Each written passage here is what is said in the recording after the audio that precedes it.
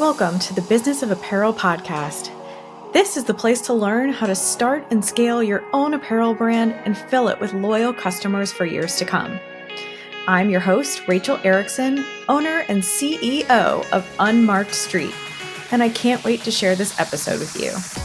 Welcome back to the Business of Apparel podcast, where today I'm going to do something a little more fun. I realize over the last several weeks, we've been having some fairly serious conversations about your apparel business and things going on in the world and the economy right now, and all the ways in which you need to be supporting yourself as a strong business owner. But let's do something a little bit more fun today. I think there's something that we can talk about in the way of, number one, if you are looking to maybe make a little bit of extra money or save a little bit of extra money, this is a really good conversation for you. This is also something that I've kind of started to do throughout my career. I've actually been doing this for over a decade. With my wardrobe so that I don't have decision fatigue. So let's talk a little bit today about a capsule wardrobe and kind of what it is. So a capsule wardrobe is, at least in my mind, and maybe other people define this differently. I'd love to know if you do. Please reach out to me and let me know how you would define your capsule wardrobe. But I think of it as like a set of like really key pieces that I have in my closet that I can pair with any of the bottom, like so my tops, for example, right? Like the sweaters that I have, the t-shirts that I wear, the button downs that you guys probably are seeing me in a lot if you're watching here on YouTube, like those tops can basically be paired with any of my bottoms that I have, like the jeans that I wear or like the nice dress pants. And those pieces pair together well, like they create good outfits. There's not one like set of garments in my closet that like have to be only ever worn with like one other pair of pants or it's just very modular. It's easy for me to get dressed in the morning. It's easy for me to kind of just pull something out of the closet and know like, okay, this is what I'm wearing today. I can pair it with anything in here. And it's an easy way for me to kind of say everything in this closet also represents me, right? Like it's a color that I like. It's a color that looks good on me. It's a length that looks good on me. It's a size that looks good on me.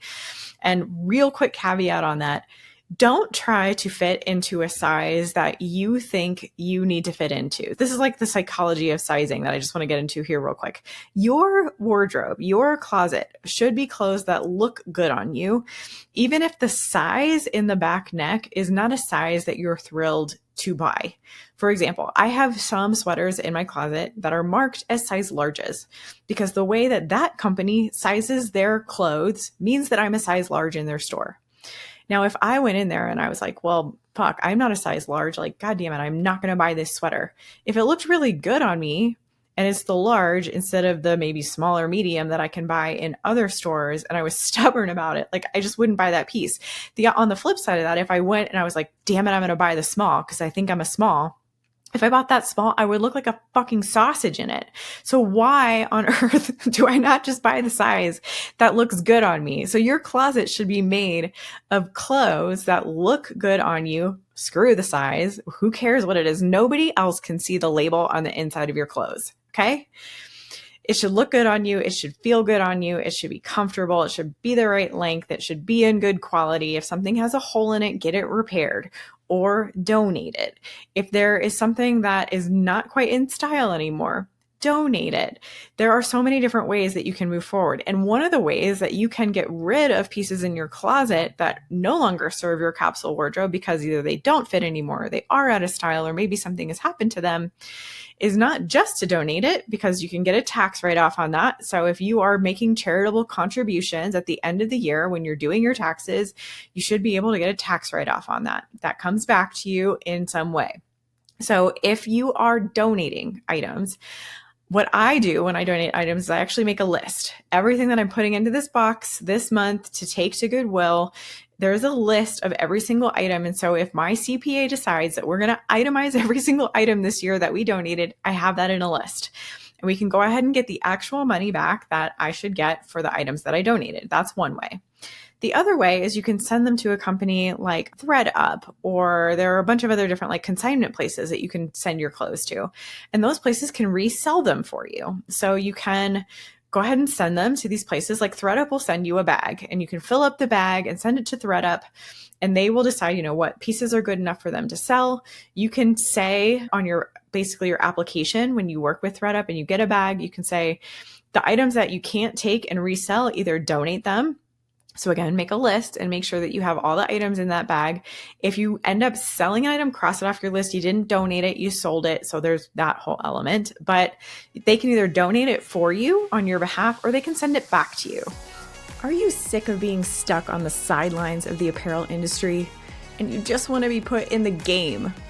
Then join our 100% free workshop, Secrets Behind Billion-Dollar Apparel Brands, and learn the strategies, tactics, and secrets used by the most successful companies in the world.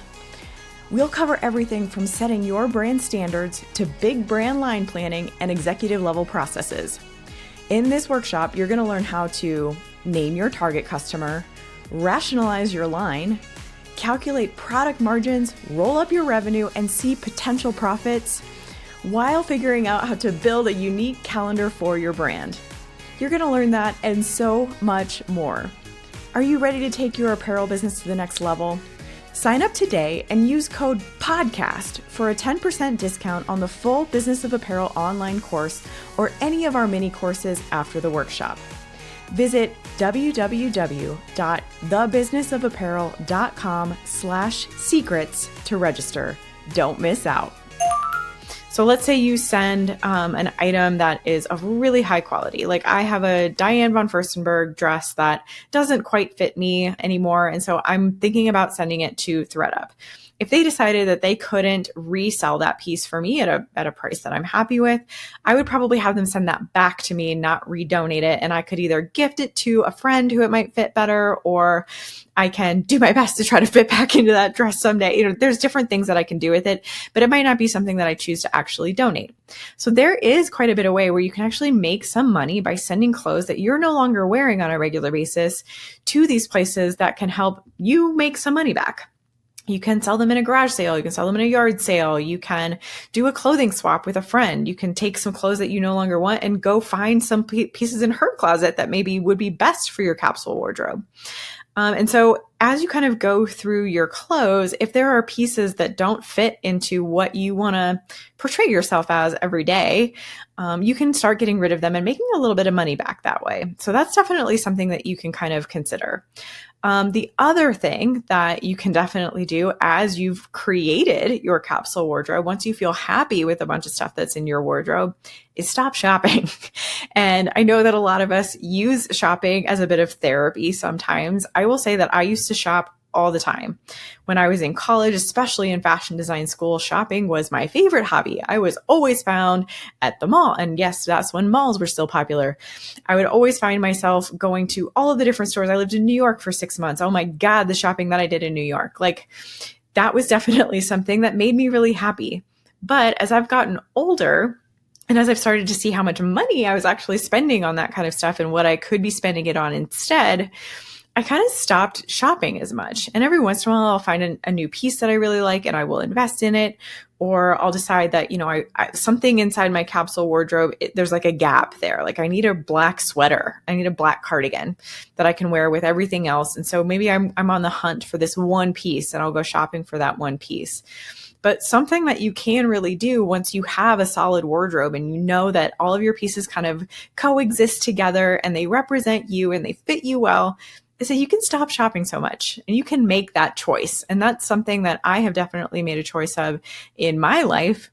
And while every once in a while I do kind of still treat myself to that, I shop way less than I think most people do. And I also shop way less than I ever did before.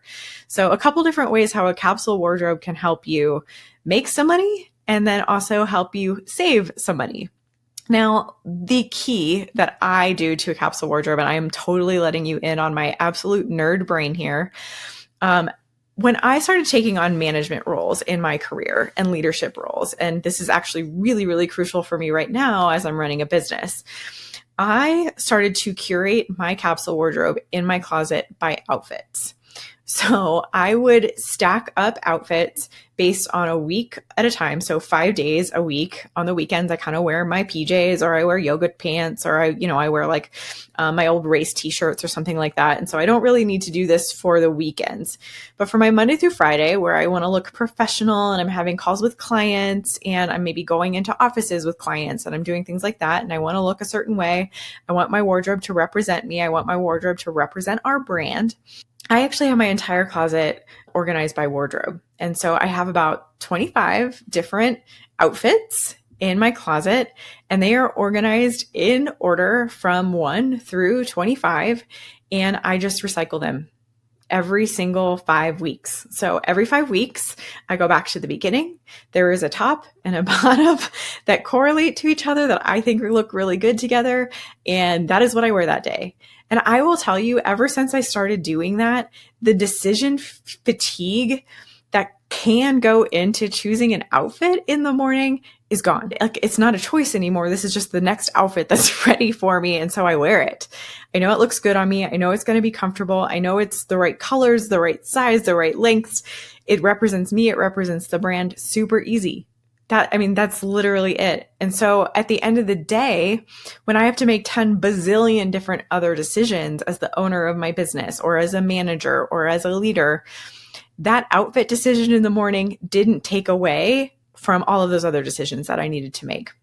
I think the stats say something like, once you start getting past 12 big decisions in a day, your brain kind of starts to fog over and it becomes really hard for you to make another decision. What if the decisions that you were making were a lot more crucial and one of them wasn't about your outfit? And so that's, I think, why you see a lot of like really strong leaders in the space. Like, think about Steve Jobs, right? Like, he always wore the black turtleneck. I used to have a manager who always wore a chambray shirt and like a puffy vest. There are a lot of people out there who have a look, and they go into their closet every single day. And sometimes it's a joke in movies where like someone will open up their closet and it's like the same suit or it's the same shirt. Even like Free Guy, right? Like Blue Shirt Guy. Like, he's got so many just different blue shirts in his closet. And at the very end, when he becomes different, he's got a Henley. It's not a button down. And that's like really fun for him. But that's also an easy way for us to stop the decision fatigue, right? Like, Steve Jobs had better things to do every single day other than pick out what shirt he was going to wear. So he just had a bunch of black turtlenecks and they looked good on him and it represented the brand. It ended up becoming iconic for him. So if you think a little bit about your closet and your wardrobe in a way that can help you in all of these different ways, right? Now we're going to be making a little bit of money. Now we're going to be saving a little bit of money. We're going to stop decision fatigue is like early in the morning because we're taking this off of our plate. Like, we're making things easier for ourselves by curating a capsule wardrobe and by having our closet really be dialed in. I hope this episode was a little bit of fun for you and you enjoyed kind of going through what this could be for you in your life, in your closet. If you liked this episode, please share it with somebody, and we love to get reviews from our community. Thanks so much for being here with me this week, and I will see you next week. Thank you so much for listening to the Business of Apparel podcast. I would so appreciate hearing your thoughts on the show. And if you know someone who could benefit from it, please share it with them. My biggest desire is to help other apparel professionals understand the nuances of our industry so we can all work toward making better product for a better world. If you would like to connect further, I'd love to invite you to send me a message through my website, thebusinessofapparel.com, where I do weekly trainings through my YouTube video channel, a weekly newsletter, blog articles, and so many more resources to help you start and scale a profitable apparel brand. This podcast is produced by Box 7 Media, who I cannot speak highly enough of. If you're looking to start your own podcast, you can reach out to Jeremy at Box 7 Media on LinkedIn anytime.